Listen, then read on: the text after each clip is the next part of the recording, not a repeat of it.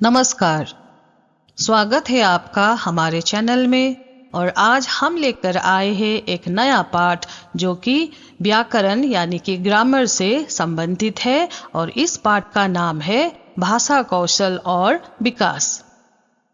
तो आइए सबसे पहले हम जानते हैं भाषा क्या है।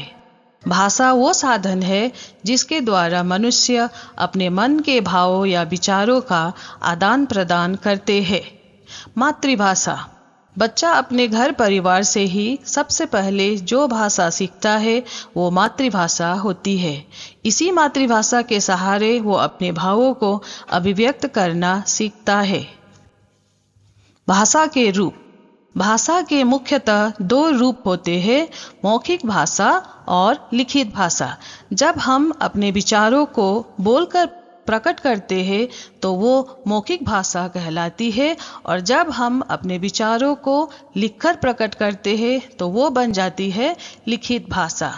भाषा के अंग, भाषा के 5 अंग होते हैं: ध्वनि, वर्ण या अक्षर, शब्द, पद, वाक्य।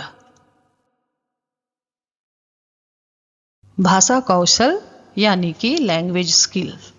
किसी भी भाषा के 4 कौशल होते हैं: लेखन कौशल राइटिंग स्किल, पठन कौशल रीडिंग स्किल, वाचन कौशल स्पीकिंग स्किल और श्रवण कौशल लिसनिंग स्किल। इन कौशलों के द्वारा मनुष्य अपने विचारों का सरलतापूर्वक आदान प्रदान करता है। ये चारों कौशल एक दूसरे से संबंधित है। भाषा के विकास का स्वाभाविक क्रम इस प्रकार है: सुनना, बोलना, पढ़ना, लिखना। अब आइए जानते हैं कुछ महत्वपूर्ण परिभाषाएं। लिपि, किसी भी भाषा के लिखने की विधि को लिपि कहा जाता है। हर भाषा की अपनी एक लिपि होती है। हिंदी भाषा की लिपि देवनागरी है। बोली, भाषा के क्षेत्रीय रूप को ही बोली कहा जाता है। व्याकरण, व्याकरण वो शास्त्र है जो हमें किसी भाषा के शुद्ध रूप को लिखने तथा बोलने के लिए नियमों का ज्ञान कराता है। हिंदी भाषा, 14 सितंबर 1949 को हिंदी को भारत के संविधान में राजभाषा के रूप में स्वीकार किया गया। इसी कारण हर वर्ष 14 सितंबर को हिंदी दिवस मनाया जाता है। पाठ के आधार पर कुछ एमसीक्यू प्रश्न इस प्रकार है। पहला प्रश्न, विचारों के आदान प्रदान का माध्यम क्या कहलाता है? व्याकरण, भाषा, लिपि, स्वर। सही उत्तर है ख, भाषा। विचारों के आदान प्रदान के माध्यम को भाषा कहते हैं। अगला प्रश्न है, भाषा के कितने रूप होते हैं? 1, 2, 3, 4।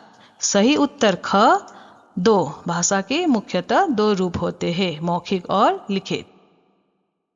प्रश्न 3, भाषा का क्षेत्रीय रूप क्या कहलाता है? भाषा, लिपि, बोली, व्याकरण। सही उत्तर बोली। अगला प्रश्न, भाषा को शुद्ध रूप में लिखना और बोलना कौन सिखाता है? लिपि, बोली, व्याकरण, साहित्य। सही उत्तर है ग, व्याकरण। व्याकरण हमें शुद्ध रूप लिखना और बोलना सिखाता है। बढ़ते हैं अगले प्रश्न की ओर। विचारों को बोलकर प्रकट करना भाषा का कौन सा रूप है? लिखित रूप, मौखिक रूप, सांकेतिक रूप, इनमें से कोई नहीं। इसका सही विकल्प है मौखिक रूप। अगला प्रश्न है, भारत की राजभाषा कौन सी है? अंग्रेजी, उर्दू, हिंदी, संस्कृत। सही विकल्प है हिंदी। अगला प्रश्न, निम्नलिखित में से कौन सा भाषा कौशल का सही क्रम है? सुनना, बोलना, पढ़ना, लिखना। ख, पढ़ना, लिखना, सुनना, बोलना। ग, बोलना, सुनना, लिखना, पढ़ना। घ, लिखना, पढ़ना, बोलना, सुनना। सही उत्तर है क, सुनना, बोलना, पढ़ना, लिखना। अगला प्रश्न, जब हम लिखकर अपने विचारों को प्रकट करते हैं तो वो भाषा का क्या रूप कहलाता है? लिखित रूप, प्रत्यक्ष रूप, मौखिक रूप, इनमें से कोई नहीं। सही उत्तर है क, लिखित रूप। अगला प्रश्न, लिपि किसे कहते हैं? भाषा के शुद्ध प्रयोग को, मौखिक भाषा को, भाषा के लिखने की विधि को, लिखित भाषा को। इसका सही उत्तर है ग, भाषा के लिखने की विधि को लिपि कहते हैं। अगला प्रश्न, हिंदी भाषा की उत्पत्ति किस भाषा से हुई? अंग्रेजी, फ्रेंच, उर्दू, संस्कृत। इसका सही उत्तर है संस्कृत। प्रश्न 11, हिंदी को राजभाषा का दर्जा कब दिया गया था? 14 अगस्त 1947, 14 सितंबर 1949, 1 जनवरी 1950, 26 जनवरी 1950।